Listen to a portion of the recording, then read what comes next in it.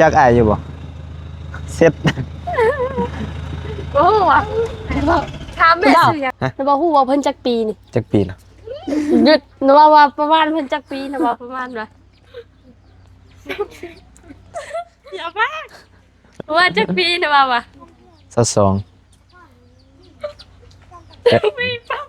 บ่ได้เบิ่งคลิปเลยบ่ฮู้เลยสะเอ็ดเกือบอยู่เนาะเกือบอยู่เพเนาะราะว่าเราอายุจักปีงงเหมือนกันเอาเบิ่งน้ำประมาณจักปีเด็กก็สอบไปเท่าไหร่ไปเท่าไหร่นะว่าเท่าไหร่7นะโอ้นะว่าหน้าเด็กเลยน่ะป๊อบอยากเบิ่งคลิปตัวเองนะเบิ่งในช่องเบาเตียงเด้อเอาเป็นยังก็ได้เบาเมฆทายให้นะเบาเตียงอันนี้นะแม่เอาบ่เตียงเพิ่นบ่มาบ่สองเดียวกันซองเดียวกันทรงเดียวกันชื่อในคลิปเนาะมาให้เด้อโดยจักหน่อยก็อยู่กินข้าวกันเด้อสายกำลังต้มมาต้มแล้วใหม่ก็ทางจุอายน้ำกินข้าวก่อนจึงไปเอ้ากราบทักทายสบายดีพี่น้องเนาะกำลังออกเดินทางพี่น้องเนาะสบายดีบัสกูสคนเดอร์ตอนเช้ามือที่2อยู่เซโปนเนาะบะเมฆกับบะนิวก็กำลังออกเดินทางนี่เด้อกำลังออกเดินทางพี่น้องเนาะไปหาน้องป๊อบน้องป๊อบป๊อบบี้เนาะป๊อบบี้บ่น้องเมฆก็บ่ค่อยฮู้ปานใดจะบ่ค่อยฮู้คือกันเห็นแต่ในคลิปเนาะจะบ่เคยมาจังเทื่อป๊อบพี่ครับ กับน้องไส้สบายดีเด้อล่ะน้องใส่เลย น้องไส้พามาคือเก่าว่า ใส่ขาลอกไปแล้ว เป็นไกด์ไส้พาเลาะโอ้มันไปสอน ฝนตกพี่น้อง ฝนก็หำอยู่แต่เช้า ไปเด้อนี่ก็ฮอดแล้วบ้านซับปอกนะ ก็ โดยเมื่อวานเลย อ่อนแล้วว่า เบาเบลเคยมาบ่ บ่ เบานิว โน่ อ๋อเซ็ต คงเขาในบ่ ใช่ โดยเข้าทางนั้นว่าสิขึ้นทางนั้นหรือขึ้นทางนี้ขึ้นทางนั้นน่ะมันสิมีผู้ขึ้นทางนี้บ่มีผู้ตัวนี้ ไปบ่อนบ่มีผู้ไปแล้ว มีผู้โอ้ โอ้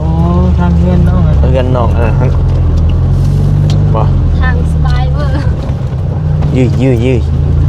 คอย มีแต่นะว่าเที่ยงเคยมาแต่ว่ามีผู้ขึ้นมา เคยมาอยู่ไหนกัน บ้านน่ะ เคยมาแต่บ่เคยเข้าหาน้องป๊อบนำบ่ฮู้จัก หา น้อง ผู้ ป๊อบ อื่น นั่นแหละไปเคย นี่เพื่อนน้องอัน ได้ นั้น เงินเหรอ ไปทางนี้ ทางนี้บ่ เคยเข้ามาหาโอ้ ทางนี้เพื่อนเรา ไปเด้อ ได้เงินเหรอเข้าได้บ่บ่ได้ติ เข้าทางเทิงไป โอ้โหดขนาด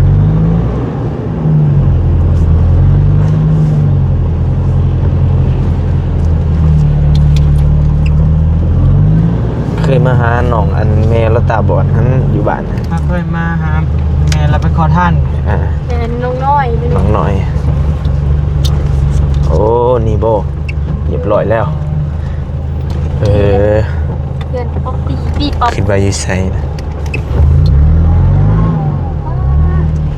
มาอีกรอบนี่เท่มาตั้ง ใกล้สิได้ขึ้นแล้วเนาะ อยู่ที่บ่น้องป๊อบเนาะ ป๊อปปี้ป๊อปใช่ป๊อปปี้ ไผเราอ่ะเคยเห็นจักเทื่อแล้วอ่ะ ใช่แม่แล้วบ่ แม่ ไปใส่ไปจัดการมึงดู น้องใส่ไปทักทายให้หน่อย ถ้าเปล่าบ่ฮู้ได้ ป๊อปปี้ สบายดีเด้อ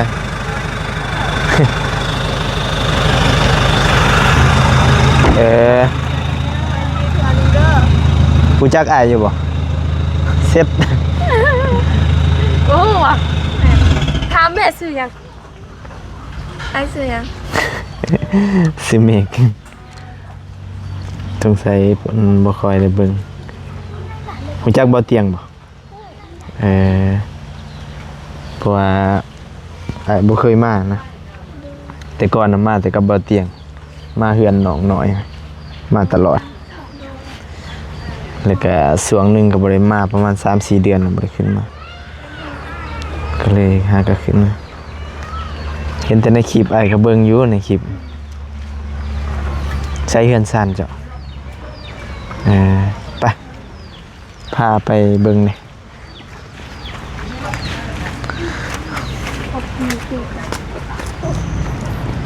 โอ้เฮือนใหม่เนาะฝนก็ตกสื่นเบิดเพียงไง นาขบวนแท้ แม่บ่น่ะสบายดีเด้อแม่เฮ็ดหยังต้มหน่อไม้กินแล้วบ่ข้าวนี่บ่เฮือนหลังเก่าจ้ะ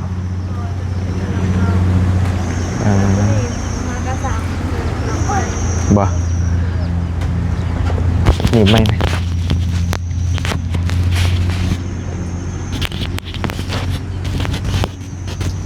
ไผมาพอเจ้าครั้งแรก เป็นเบาบุญชาละวัน เพิ่นพออีไสอยู่เฮือนนี่บ่ โดยเพราะว่ามือหั่นนั้นทางน้องลูกของหน้าบ่าวเสียก็เลยเพิ่นไปส่ง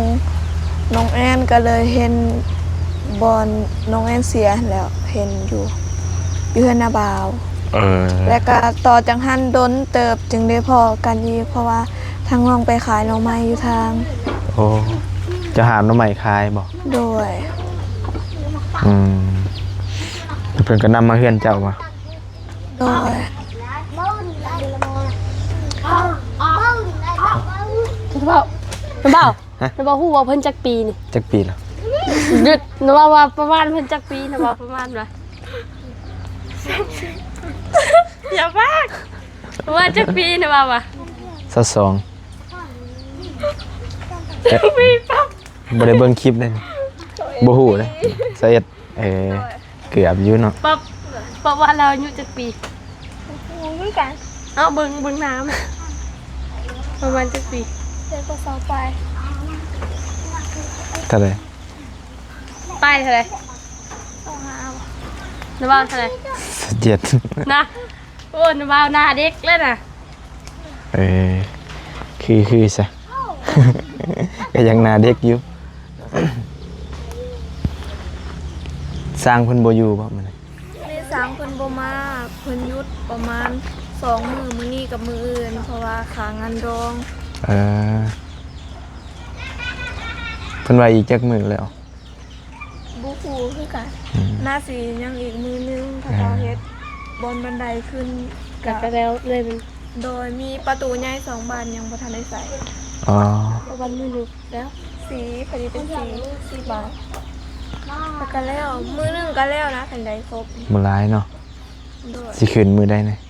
อ๋อยังบ่ฮู้คือกันสิถามบ่เสียงอีกเทื่อว่า สิให้เขาเจ้าเทพื้นบ่หรือว่า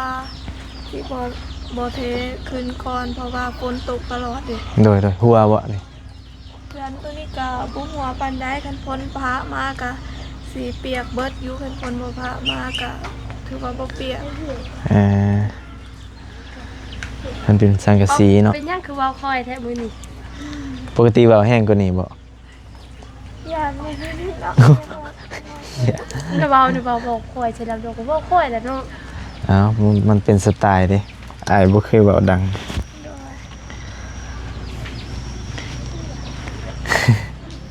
ไปเบิ่งเพื่อนไหมบ่ ไปดิไปพาขึ้นเบิ่งนี่ครั้งแรก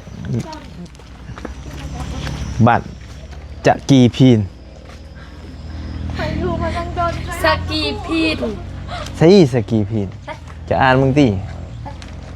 อ่านมึงติเอ้าเอิ้นผิด บ้านนั้นเขาเจ้าห้องสกีพิษเขาเจ้าเขียนพิษเลยนี่ แม่นบ่ แม่น ไปซะเฮาก็อ่านตามป้ายเนาะโอ้คันใดก็ฮ้อนเลย คอยลืมเลยจับเด้อ เอาใส่เกือบขึ้นบ่ จะเกิดก็ได้นี่จะจับยังบ่แห้งคอยลืมเมื่อกี้นี่นะ ใช่ ตัวได้บ่เห็นเรียบร้อย เรียบร้อย เอาอึ๊บเพิ่นทาสีใหม่ ถ้ากระถางมาเศร้าอีก โอ้ไผทาจะทาเองบ่ โดย โอ้ทาเป็นอยู่เนาะ กาเป็นแต่ว่ากาเห็นน้ำพอสร้างเอาเพราะว่าบานประตูเฮาก็ทาเอง โอ้ เน็ตประตู โอ้เพิ่นบ่ได้ทาให้บ่เนาะ กะเพิ่นทาให้น้ำเนี่ยแต่ว่าเฮาก็ทาเองน้ ใส่กันติ คือว่าดีอยู่แหละสร้างนี่ทาสีซอยเนาะสร้างเฮือนเฮา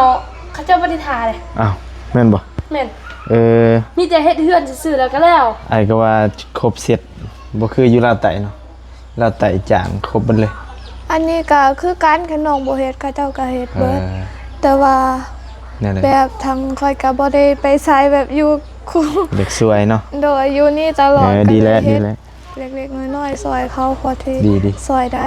เท่าไรค่าสร้างเนาะ ประมาณ26ล้าน 26โดยแต่ต้นทำอิฐหันเขาว่าสิ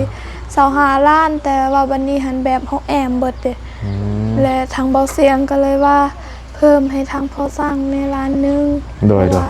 เขาเจ้าแอมเบิดเลยเข็นบ่แอมคือกับเพื่อนน้องใจดีกับเพื่อนน้องเลี้ยงกะ25ล้าน อืมโดย โดย ใหญ่เติบเนาะจัก โด ห้อง ย2ห้อง ห้องก็กว้างเติบเลย ป๊อบใส่ห้องเจ้าเลือก ห้องตัวนี้ โอ้สบายเลยสบายมากเปิดประตูเลย ฝุ่น เปิดประตูป๊อบอยู่อ่ะเปิดแล้วอยู่เดี๋ยวลงไป โอ้โห วัดอยู่เพราะว่าเขาจะบอกว่าอย่างตัวเขาจะเรียนที่ไหน เขาเจ้าญาณมัน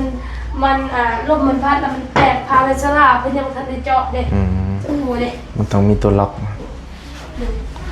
แห้งแล้วบอก มันตอนเศร้าหันค่อยท้าแทนอีกเทื่อนึงก็เลยขี้ฝุ่นก็เลยติดเต็มน้ำเนี่ยเพิ่นค่อยบ่ท้ากับบ่ติด อ่า พอดีมือเมื่อวานนี่เด้ค่อยคิดว่าพอสร้างเพิ่นบ่มาเพราะว่าเห็นฝนตกแล้วก็ขึ้นมาอยู่เพื่อนบ่ฮู้จักสิเฮ็ดอีหยังก็เลย เอาสีมาทาตื้มทีนี้หันเขาเจ้ามาแล้วเขาเจ้ามาติดเพราะว่าคอยก็ไปล้างหน้าบ่ฮู้ว่าพอสร้างเพิ่นมาเด้เขาก็มาติดเขาบอกว่าเอ้าเขาก็แบบเขาก็เถียงกันหันแล้วว่าเจ้าหันแล้วเฮ็ดผิดเฮ็ดบ่ถูกบ่ได้ใส่น้ำมันบ่สีบ่ติดนี่นะแล้วค่อยขึ้นมาแล้วค่อยบอกว่าเอ้าคือติดตังค่อยทานยังบ่แห้งแต่เขาเจ้าแบบเฮ็ดเบิดแล้วขี้ฝุ่นเต็ม อย่างนั้นเนาะ เล โอ้ ย คักๆงามไร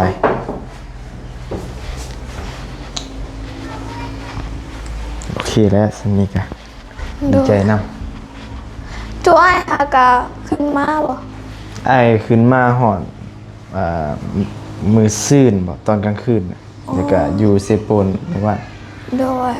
นี้ไปแจกเครื่องนะ โดย กับน้องใส่พาไป โดย กับมือนี้ก็มือที่สองอยู่เซโปน โดย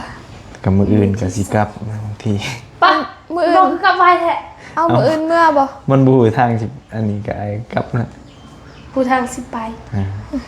เดี๋ยวมีทางไปบ่ ขมั่งเลย น่ะ ทำเฮา โตก็ยัง โตก็ยังขมั่งเลยยังขมั่งและบ่ได้อยู่แถวนี้เนาะ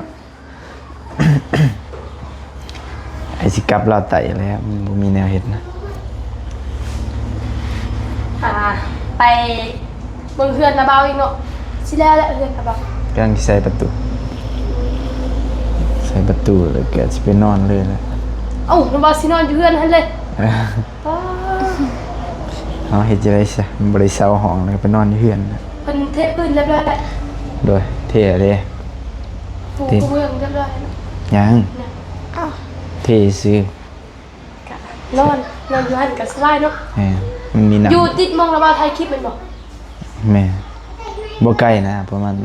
10-20ลักสำนี้หาเกือบฮอดสิปูนฮอดเรือนเจ้า อืม ไป บ่ มา ได้ ไป ไกล โดย พังเบิ้งไอ้ก็บ่แน่ใจ มันแจกเครื่องแล้วเด้ มันบ่ฮู้ทางไปก็กลับไปซิโนก่อน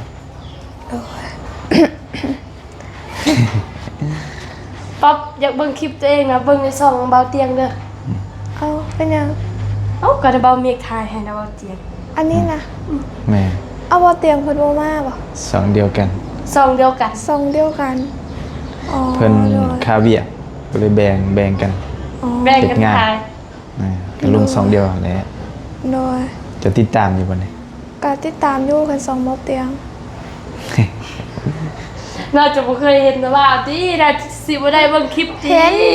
เห็นแต่แบบว่าแบบบ่ค่อยเบิ่งแบบคลิปยาวนะเห็นผ่านไปซื่อๆบางเทื่อเฮากดแล้วก็เฮาก็เลื่อนแล้วไปกดเบิ่งแบบแถวโรงเรียนบ่แล้วก็น้องไส้ส่วนหลายสิแบบบ่ค่อยเบิ่งจบอะนะ เออบ่ แบ ค่อบ ย เฮาก็เห็นทางทีมงานนี่ก็หลายแฮงเนาะแบบหลายแฮงแล้วบัดนี้เฮาแบบบ่เคยพร้อมแล้วแบบ มันไลฟ์คลิปโพดเด้ มัน สิเบิ่ง บ่แม่น เพิ่น แบบคนหันหลายแฮงแล้วเฮาบ่ฮู้จักปานใดหันนะเฮาก็เลยบ่ค่อยเบิ่งเฮาก็ไปเบิ่งน้องเลี้ยงบ่หรือว่าน้องเจดีบ่ บ่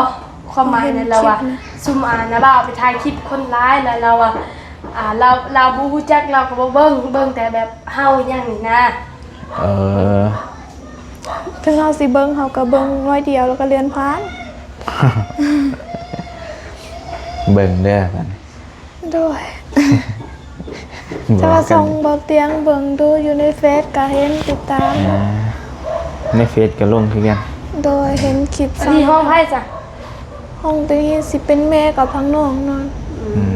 หมูนี่ มองนี่หันแค่บางเทื่อกับน้องสาย อืมจักคนครอบครัวเจ้า ประมาณ7 คน โอ้หลายคนอยู่ โดย พอเป็นเกิดเสียแล้วเนี่ย เชื่ออะไร โดยเสียแต่โดนแล้ว อ่า ว่าแต่เขาอยู่พี่เขาก็บริถามเลยเขาจะอยากถามเด้อจักปี ประมาณจักปี พ่อเคยเสียตั้งแต่อายุ14ว่ะ อายุจังนะ โดย13 14แล้วก็บ่จือ 5-6 ปีแล้ว โดยกะแม่นประมาณ5 6 7นี่แล้ว ปีนี้ก็ฮอด21แล้วเด้ โดยเฮ็ดหยังซุมื้อนี่หาเงินหาคำ ก็เดี๋ยวนี้หันบ่ค่อยได้ไปไสเพราะว่าค่ะถ่ายคลิปนำแม่แล้วก็เสียยานำแม่ อืม เสียยามัน เบิ่งเฮือนนี่แน่เนาะเพิ่น ตอนกินท่านก็ไปเฮ็ดเวียกอยู่หันเวียกขายเครื่อง ขายเครื่องอยู่หาดนั่นบ่ โดย อ่านเดียนแบบขายอุปกรณ์เฮ็ดเฮือนหั่นนะ โดย เออตอนนี้ออกแล้วบ่ แต่ถามว่าตอนนี้ออกแล้วบ่ ออกจากเวียก ออกแล้วออกได้โดนแล้ว ออกมาเสียยานำแม่ เสีย ปลูกหลายบ่มันต้น ก็หลายเติบอยู่ โหหลายเติบธรรมดาเด้ เขาบ่หลายปานใดเนาะหลายแน่นอน บ่ โด โอ้ ย ก็ว่ามันหลาย บ่หลายปานใด เฮา ญา นี่นะธุรกิจหลาย นี่น้องไส้นี่เบิ่งมีหาธุรกิจบ่ตอนนี้ โอ้ยหลาย ดูแลอยู่ บ่สิว่าสิฟังเด้อ